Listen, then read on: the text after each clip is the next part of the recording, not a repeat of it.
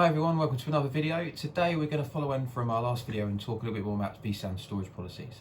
We're going to go through in vSAN to how we can create some, how we can delete some, how we add virtual machines to them, and we'll touch on briefly about the impacts of adding a virtual machine to things like performance, etc. of day-to-day running actions. We'll do a bit more detail of that in another video, but we'll cover it briefly here as well. If you could, before we go into the vCenter, hit subscribe and like below, that'd be really appreciative. Thanks very much. Excellent. Right, so we've logged into our vCenter and we're presented with the normal menu screen, and we're on the Shortcuts tab here. So we're going to go straight into VM storage policies. Now these is where we configure the vSAN policies, but also you can configure policies here for storage arrays, physical arrays that have storage APIs that vSphere can integrate with. So you may see other options here if you've got some of that enabled in the physical arrays that are connected to this environment. Here we've got configuration for one vSAN policy. We can see here our default storage policy, and then if we click on that, we can view what virtual machines are assigned to it and what their compliance statuses are. And if we go onto the rules, we can see what rules are configured in that policy as well. So what's configured for it. What we're going to do is create a new policy. We have two options when we're doing that. We can either create a new policy by clicking on the button up here, or if we have one that we want to base, then most of our settings on, we can click on that and we can clone it. So if we clicked on clone here, it would bring up the same screen as create new, and it would allow us to choose the options. So for this video, we're just going to click create new storage policy and go put that from scratch. So if we click on this option here, first thing we do is name the policy, and if we've got vCenters linked, we can choose what vCenter we want to create it from, but we've only got one vCenter here. So we're going to call this RAID 5 demo. So as you can probably imagine, we're going to select RAID 5 in the next configuration, and we've chosen RAID 5 in the description as that's what a lot of people will do to be able to see when they're browsing the policies to connect to certain VMs what the configuration is. You can't always see the description very well, and so putting it in the name is sometimes a good way of identifying what you've got connected. We are going to add a description, so we're just going to say vSAN RAID 5 policy. Okay. And then we're going to click next. Now this is where we will ask the structure of the policies. This is where we're defining whether we're using vSAN or another storage API as an example, but we're going to choose enable rules for vSAN storage, and we'll see that we get a vSAN option just appear on the side here. If we go next, we now get presented with the tab where we can configure. We've got three options along the top. Most people miss these options, so we'll walk through them. We won't spend too much time talking about tags. This is more of a physical storage array thing, but we'll cover it briefly maybe in another video when we're talking about storage APIs later on. So in our availability section, we've got our site disaster tolerance. So this is where we select if we're configuring a single cluster, a stretched cluster, or if we're configuring a stretched cluster with some sort of data locality. This is a setting which is quite popular in Europe, and we see that because there are different regulations in different countries for certain types of data. For this environment here, because it's just a basic VCF lab, we're going to choose standard cluster. Now in our failures to tolerate, we will see we've got a number of options, and these are all of the options that vSAN can do, but they aren't necessarily all of the options that your storage is capable of delivering. So the next screen will validate what we can select here if the cluster can actually meet it. So if we chose two failures to tolerate with RAID 6, I can't do that in this environment. I've only got 4 nested hosts, so we won't see anything on the next screen. But if we choose, like we're going to, one failure to tolerate with RAID 5, on the next screen we'll see what data stores are capable of delivering this. So here we have the policy we selected underneath, and we can see it's giving us an example of the type of data saving that we're going to get with RAID 5. So we're going to save about 33%.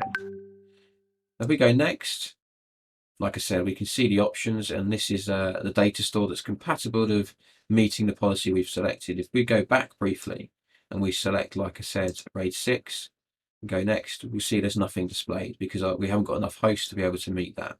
If we go back and select RAID 5, go next, we can meet that with the number of hosts and the vSAN disk groups and disk layout that we have. We didn't cover the advanced options, so we'll cover those really quickly. So the advanced options, if you go into here, we don't advise that any of these options are changed unless you have a real good use case for it. Like number of strike values, as an example, this will help with some really write intensive applications because you're going to be allowing it to write to more cache disks. But if you, by doing that, you are going to take away some of the IOPS of those cache disks to do things like reads. So you're going to be taking away some of the read capacity of the environment by prioritizing the writes. IOP limits, we see this used a lot in some of the service provider environments, or in some environments where test and dev is quite common, because you don't want someone that's testing something to be able to suck all of the environment. We also see that configured quite a lot in customers where vSAN is new, because inevitably you get people that will go on and try and test the vSAN environment for IOPS and throughput and compare it to what they used to have. So this is sometimes a good way of being able to stop those people impacting everyone by just limiting the number of IOPS per an object. When objects, we mean VMDK mainly, and some of the other objects like home and VMX, etc. But mainly for VMDKs, this is. Thin provisionings by default, we don't recommend that's changed unless you have an application requirement to change that to thick. Flash read cache is how we can prioritize the cache to store some regularly read objects and components to be able to make sure that they're accessed faster. Sometimes that's used for databases that are more archive type, where they contain data that is more read than written. And the disable checksum is an option which was blogged about quite a lot a long time ago. When data is written in vSAN, we verify the data is written successfully by reading the checksum. If we disable that, it gives you a little bit of performance, but you then sacrifice the possibility of your data being corrupt. Force provisioning is a good option if you're running a VDI environment or an environment that provisions a lot of, say, non-persistent workload requirements. What it will do is, once the policy, whatever policy you select or configure, if there is a requirement to provision a workload or provision something into that environment that can't be met by policy, and that might be due to failures in the environment, or it might be due to capacity in the environment, then it will, the vCenter will stop that provisioning from happening. It will block it. But if you enable force provisioning, it will enable that provisioning to happen. So if you've got an environment like a VDI environment with high churn over, it may be that, and it contains no persistent data, it may be that you want to enable that just in case of that situation. I'm going to go back to availability. We're going to click next. You might have seen like we said previously, this is what we can choose with the data store. And then this is going to give us an overview of what we configured. Because some customers screenshot this for change requests, and some screenshot it for compliance as well. But you can just click next, or finish, sorry. And then we can see our policy assigned here, which is excellent. We'll do an example of if we're going to clone a policy. So a rule of thumb for the default vSAN storage policy is that we don't normally recommend customers go in and make changes to it. So going into this, clicking edit, and then going in and saying, right, I want to change to FTT2 or something like that, RAID 1 mirroring, is not something we'd normally do. We'd normally say leave the default policy, and then you can clone the policy and make some changes to it. So we're just going to call this clone, and then we're going to delete the new at the start. I'm going to go next. We keep our vSAN rules. That's already selected because it's a vSAN policy. It's already got what it's configured as selected. If it had advanced settings, they would also be selected. We're just going to change it to two failures to tolerate and mirroring. We're going to go next. We've got no data stores that can meet that, but we're just an example of showing how we can change the policy. And we click finish. So even though we've got no storage that can meet this policy, it will still let us configure it. But if we try and assign anything to it, it will give us an error. But this is a good way of being able to clone a policy to be able to make a changes from the default one.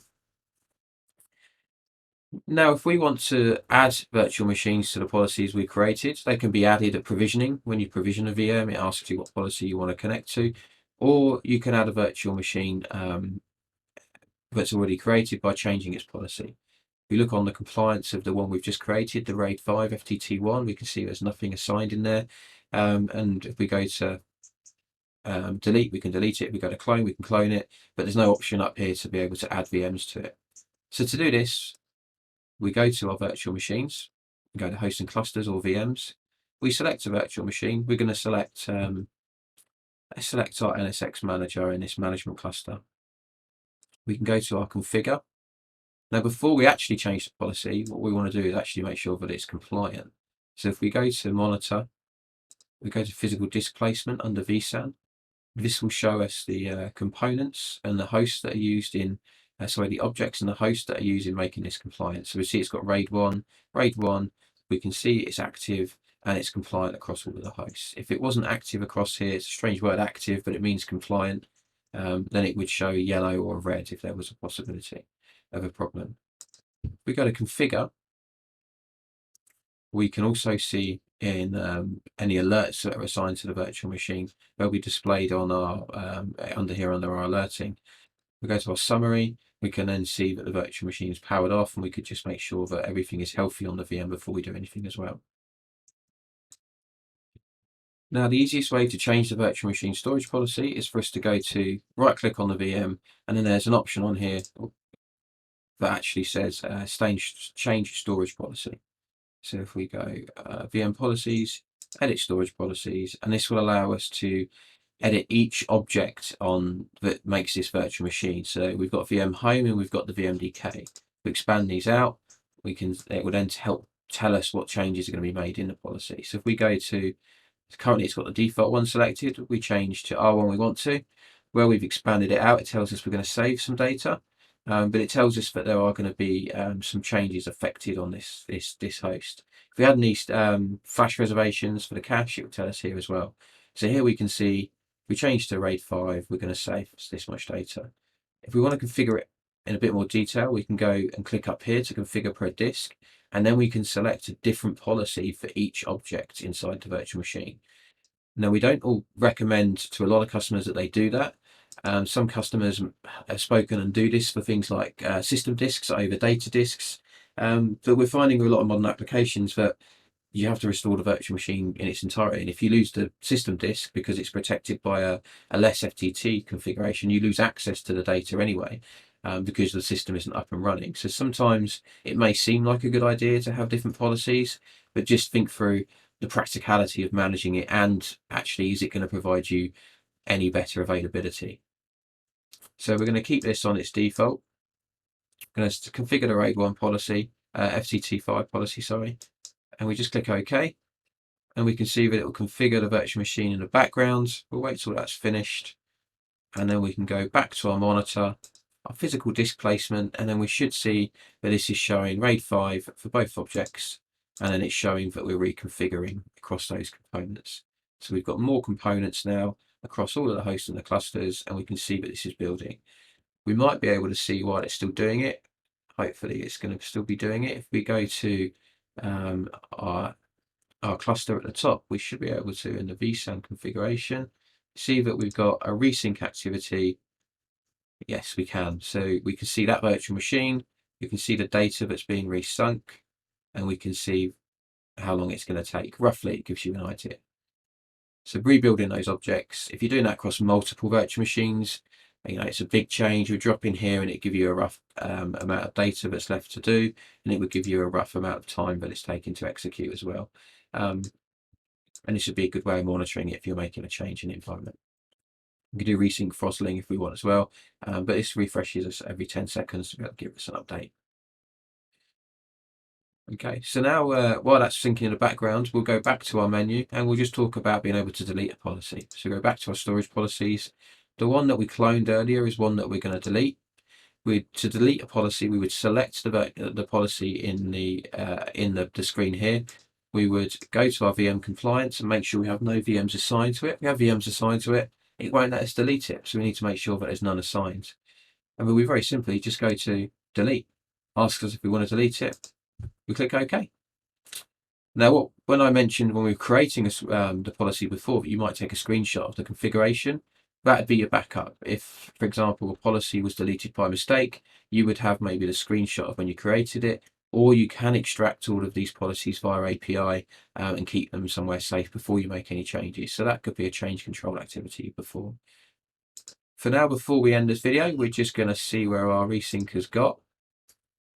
Hopefully it's still going in the background. It's going to take a little while. My environment is throttled a little bit. So we'll leave that synchronizing. We've got some decent data there. It's going to take 96 minutes for me. Please remember this is a nested environment on a limited resource host. So that's probably why it's going to take a little bit longer. But thanks for listening. Hit like and subscribe. Be much appreciated. See you in the next video.